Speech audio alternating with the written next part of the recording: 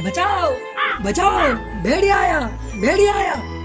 कोई जोर जोर से चिल्ला रहा था। चिल्लाने की आवाज सुनकर जंगल के पक्षी हाथों में डंडे लेकर आवाज की तरफ दौड़ पड़े। वो कहते जा रहे थे, अरे डरना मत, तुम्हें बचाने के लिए आ रहे हैं, बिल्कुल मत डरना। हाँ बिल्कुल मत डरना, हम आ रहे हैं। जब सभी पक्षी पहुँचे तो देखा कि एक चरवाहा कौवा अपने बच्चों के साथ आराम से खड़ा है। तब तक आप लोग कमेंट में बताएं 56 - 12 कितने होते हैं। अरे अरे कहाँ है भेड़िया? चरवाहा कौवा ने देखकर जोर जोर से हंसने लगा। भेड़िया, मैं तो मजाक कर रहा था, कैसे दौड़े दौड़े भागे भागे आ रहे हैं, मजा आ गया। जंगल वालों को उसके इस मजाक पर बहुत गुस्सा आया और एक पक्षी बोला, तुम्हारे लिए ये हंसने की बात है, भला हम तुम्हारे लिए कितने चिंतित थे और तुम यहाँ केवल बातें बना रहे हो। अरे चलो तो धर्म भैया, इसकी बातों में आकर हमने बेकार में ही अपना समय बर्बाद कर लिया। चलो। कालू चरवाहा गांव के छोटे से घर में अपनी माँ के साथ रहा करता था और रोज अपने साथ बच्चों को खिलाने गांव की दूसरी ओर जंगल के पास जाया करता था। वो अक्सर सोचा करता था कि ये बच्चों को खिलाना भी कितना उबाऊ काम है। इसलिए वो रोज खुद का मनोरंजन करने के लिए नए नए नुस्खे आजमाता रहता था। भेड़िए का भय फैलाना आजकल उसका नया शौक था। एक दिन चरवाहा फिर से जोर जोर से चिल्लाने लगा, अरे बचाओ बचाओ, भेड़िया आया, अरे बचाओ, भेड़िया आया, भेड़िया आया। कुछ पक्षी फिर उसकी आवाज पर दौड़े आए। फिर चरवाहा खूब हंसा और जंगल के पक्षी को फनफनाए। फिर से 1-2 बार उसने ऐसा मजाक किया, पर अब गांव में से कोई भी उस पर भरोसा नहीं करता था। उसके बार बार झूठ बोलने से पक्षी परेशान हो चुके थे। एक दिन खेतों में काम कर रहे पक्षियों को फिर से अचानक चरवाहे की आवाज सुनाई दी, बचाओ बचाओ, भेड़िया आया, बचाओ, कोई मेरी मदद करो, कोई तो सुनो, बचाओ। लेकिन किसी ने ध्यान नहीं दिया। आपस में वो कह रहे थे, इसको तो आदत पड़ गई है हमें परेशान करने की, फालतू समझ रखा है इसने हमें। अरे बचाओ, कोई तो बचाओ, अरे बचाओ, कोई मुझे बचाओ। आवाज धीमी पड़ती जा रही थी। भेड़ियों को करीब आता देखकर उसकी आवाज बंद हो गई।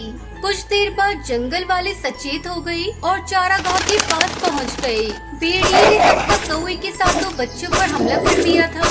चरवाहा घबराया हुआ पेड़ पर छुपा बैठा था। किसी तरह उसने अपनी जान तो बचा ली, पर अपने प्यारे बच्चों से हाथ धो बैठा। उसे अपनी गलती का एहसास हो चुका था। बार बार झूठ बोलने के कारण ही किसी ने उस पर भरोसा नहीं किया था।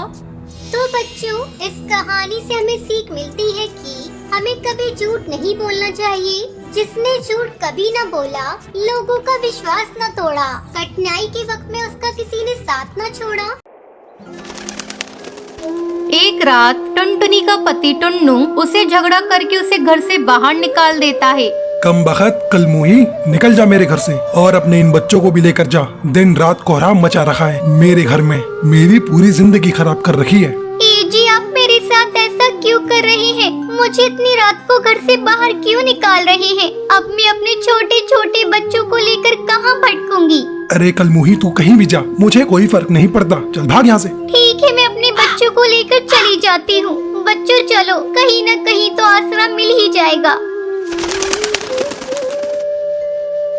माँ, मेरे से उड़ा नहीं जा रहा है। माँ, थोड़ी देर के लिए आराम कर लें क्या?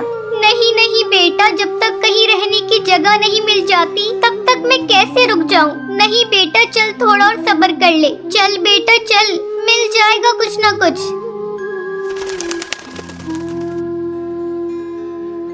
माँ, वो देखो एक घर नजर आ रहा है। हाँ रानी बेटा, मुझे भी घर दिखाई दिया। चल तो देखिए क्या है। अरे लाडो बेटा, थोड़ा जल्दी जल्दी उड़। तू क्या कर रही है? अरे माँ, ये तो कोई टॉयलेट लग रहा है। अरे तो क्या हुआ? इस काली रात में हम लोगों के लिए इतनी जगह काफी है। चलो बच्चों, दोनों बैठकर आराम करो। टुनटुनी बच्चों के साथ बैठकर टॉयलेट में ही आराम करने लगती है। अगली सुबह, माँ, तुम इतनी सुबह सुबह कहाँ जा रही हो?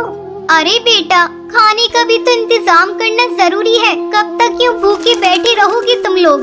ठीक है माँ, तुम जाओ, मैं लाडो का ध्यान रख लूंगी। इस अनजान जंगल में मैं कहाँ जाऊँ काम ढूंढने? मेरे बच्चे भूखे हैं, मुझे कुछ न कुछ काम ढूंढना होगा। टुनटुनी काम की तलाश में इधर उधर भटकने लग जाती है।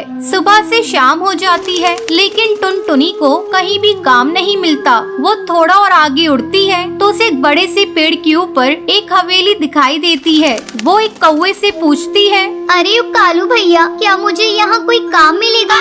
नहीं नहीं, यहाँ कोई काम नहीं है। अरे भैया ऐसा मत कहो, मेरे छोटे छोटे बच्चे हैं, वो कल रात से ही भूखे हैं भैया, मुझे उन्हें खाना खिलाना है।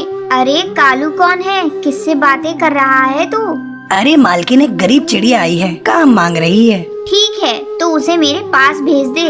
मालकिन आपकी बहुत मेहरबानी होगी, आप मुझे कोई भी काम दे दीजिए, मैं कर लूंगी। मालकिन ना मत कहिएगा, मुझे काम की बहुत जरूरत है, मेरे छोटे छोटे बच्चे हैं, वो कल से ही भूखे हैं मालकिन। अच्छा ठीक है, तू जा खाना बनाने का काम देख ले, और हाँ जाते समय अपने बच्चों के लिए कुछ खाना लेती जाना। ठीक है मालकिन, भगवान आपका भला करे। टुनटुनी उस हवेली में खाना बनाने का काम करने लगती है। इसी तरह बहुत दिन गुजर जाते हैं और एक दिन, अरे टुनटुनी तू रहती कहाँ है? तेरे बच्चे स्कूल में पढ़ते भी हैं या नहीं? अरे मालकिन, मेरे घर के बारे में मत पूछिए, वो बहुत दूर है। अरे टुनटुनी बताना कहाँ है तेरा घर? मैं सच में तेरे घर को देखना चाहती हूँ टुनटुनी।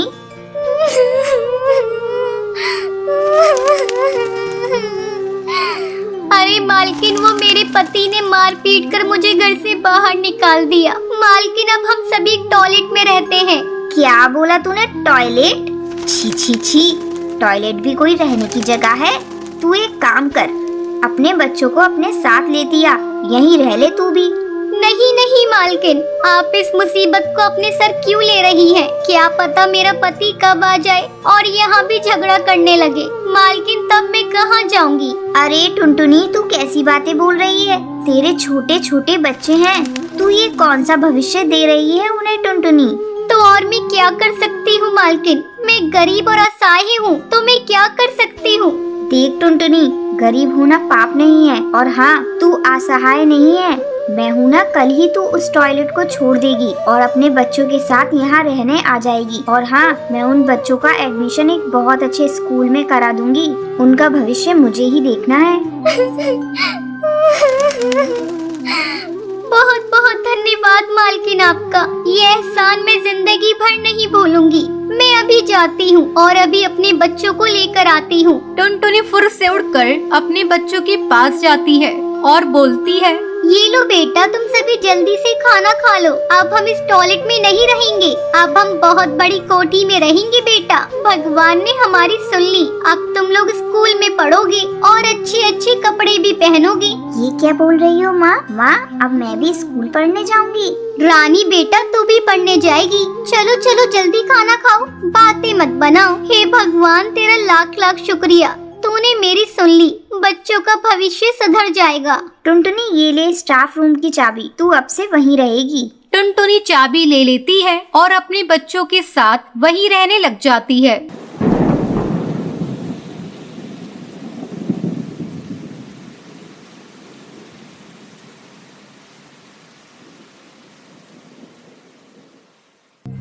मुंबई के जंगल में टुनटुनी चिड़िया अपने पति कालू कौवे और बूढ़े सास ससुर के साथ रहती थी। कालू हर साल अपने खेत में भिंडी की खेती किया करता था, जिससे उसकी अच्छी आमदनी हो जाती थी। एक दिन वो अपनी लहराती फसल को देखकर बहुत खुश हो रहा था। इस बार मेरे खेत में कितनी हरियाली है। अब बस कुछ ही हफ्तों की देरी है जब मेरी भिंडी की फसल पककर तैयार हो जाएगी। इस बार मैं भिंडी बेचकर सारे कर्ज चुका दूंगा और कुछ पैसे अगली फसल के लिए भी बचा कर रखूंगा, ताकि उस लालची कड़कनाथ से मुझे कर्ज न लेना पड़े।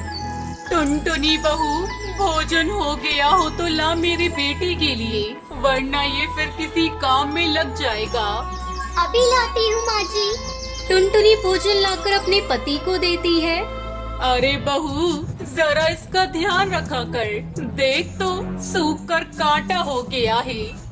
मैं क्या करूँ माँ जी, दिन रात इन्हें समझाती रहती हूँ कि खान पान का ध्यान रखो, पर नहीं, इन्हें तो बस फसल की चिंता सताती है कि सही सलामत फसल मंडी तक पहुंच जाए। तब तक आप लोग कमेंट पे बताएं 28 डिवाइडेड बाई 4 कितने होते हैं। इस तरह कुछ दिन बीत गए। एक दिन कालू खेत से आकर अभी बैठा ही था कि तभी उसके पिता जंगल से आते हैं। क्या है पिताजी, भिंडी तो बहुत बड़ी बड़ी हुई है इस बार, बस कुछ ही दिनों में तोड़ने लायक हो जाएंगी।